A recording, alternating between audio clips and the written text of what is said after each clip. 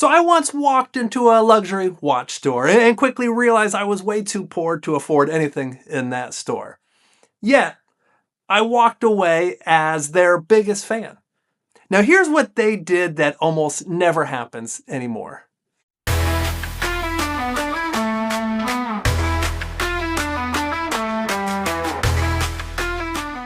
The guy that was working that day, he made me feel important. Not because I spent money. He clearly knew I couldn't afford anything in his store. It's not because I was a VIP. It's because he actually cared about me. He actually cared about his customers, and he clearly cared about the brand itself. And I have come to the realization that everybody talks about great customer service. Right? Companies say they deliver it, leaders say they expect it, and employees say that they provide it. But if we're being very honest with ourselves, most businesses today are delivering something closer to just fine customer service.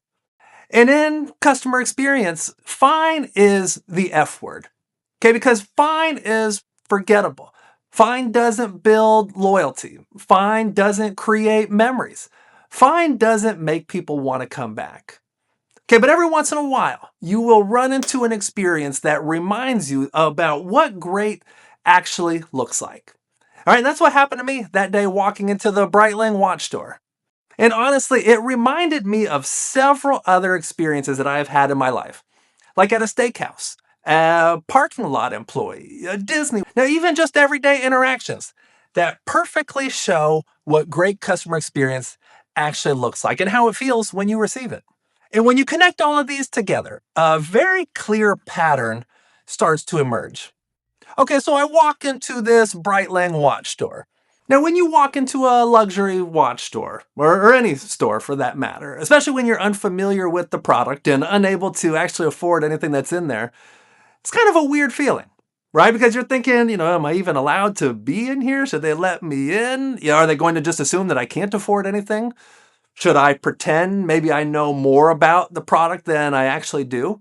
Right? Your internal monologue kind of starts messing with you. But immediately here, something felt different.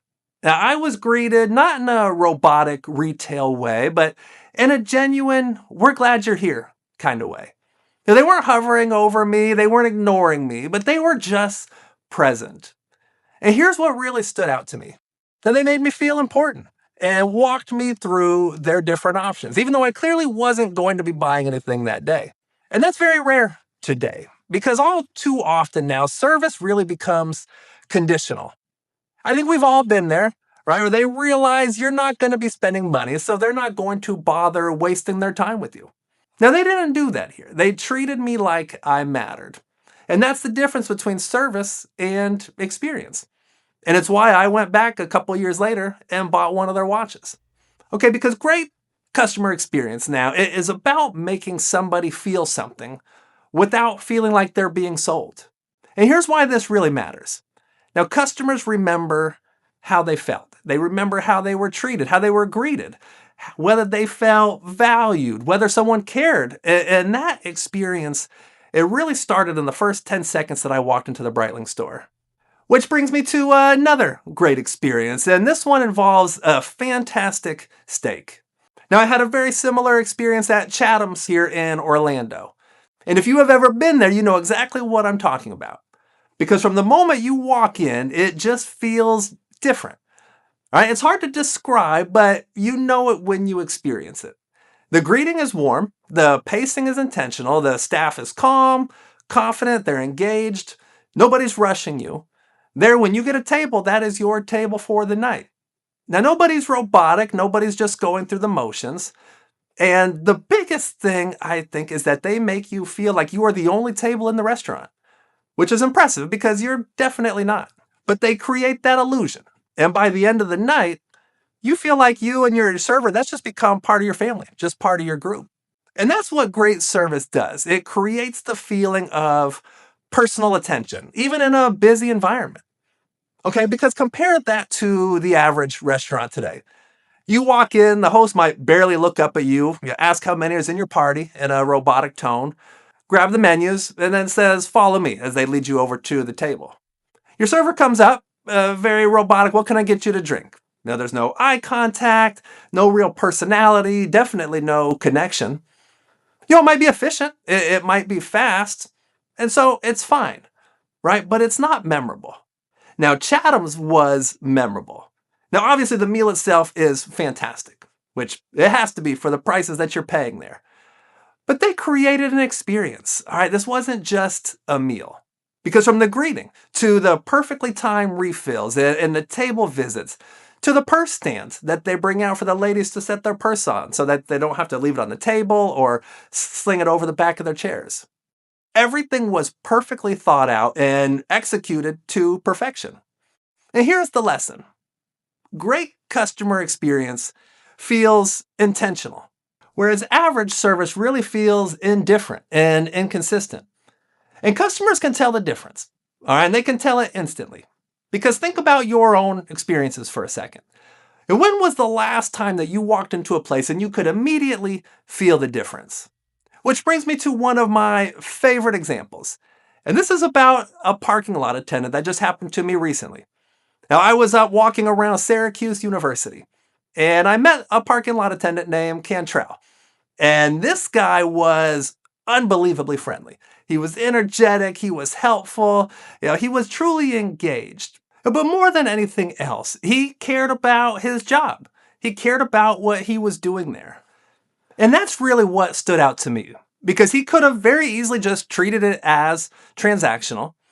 Instead, he was focused in on creating positive experiences for every single person that came through there that day. And here's what's really crazy. Now, as I was driving around campus looking for a place to park, multiple people around campus told me, you've got to go to this particular garage and you've got to go meet Cantrell. Okay, their parking lot employee became memorable. And that doesn't happen by accident. That happens when somebody chooses to care. And you know who else really understands that better than anybody? Disney. All right, Disney understands that better than anyone else. And they don't just train their cast members to do tasks. They train them to create moments, to create memories. All right, they train them that the greeting matters, the tone matters, the details matter, the energy matters, because they understand something very powerful. Those little moments, they create big loyalty. It's not just one huge thing. It's dozens of small interactions done intentionally. And that's exactly what happened in all of these examples. Now, from you, have you ever experienced this kind of service? Maybe at Disney, maybe somewhere completely unexpected. All right, I want to hear your stories. Drop them in the comments. Okay, because when you look at these experiences together, all right, Breitling, Chatham Steakhouse, Syracuse University Parking, Disney, now they all have one thing in common. They made the customer feel important. Okay, that's it. That's what great customer experience actually looks like. Not scripts, not policies, not technology, just people being intentional about how they make customers feel. And here's the best part. Any business can do this. Any employee can do this. All right, any organization can train this. Because great customer experience, it's not saying you have to go out there and be perfect. Okay, because there is no such thing as a perfect employee or a perfect organization. But it's about being intentional, which anyone can do. So I want to hear from you. What is the best customer experience you've ever had? Or maybe the worst. I'd like to hear that too. Put in the comments below. All right, I want to read them all, and I love hearing your stories. And if you got any value out of this video, do me a favor, hit that subscribe button, hit the like button, and turn on notifications so you don't miss future videos from us. All right, because we talk about leadership, we talk about customer experience, and we talk about how to build businesses that people actually love. And if you know somebody, a manager, maybe a business owner, or a frontline employee who needs to hear this message, please share it with them. All right, because great customer experience, it starts with one person deciding to care. And if you want to go deeper on this topic, head over to our website. It's www.snowassociates.com.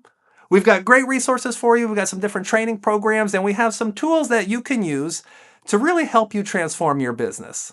And before you go, check out this video right here where I share some other great customer service examples that you can use in your job. All right, it's a perfect follow-up to what we just talked about. Thank you so much for watching, and I'll see you in the next one.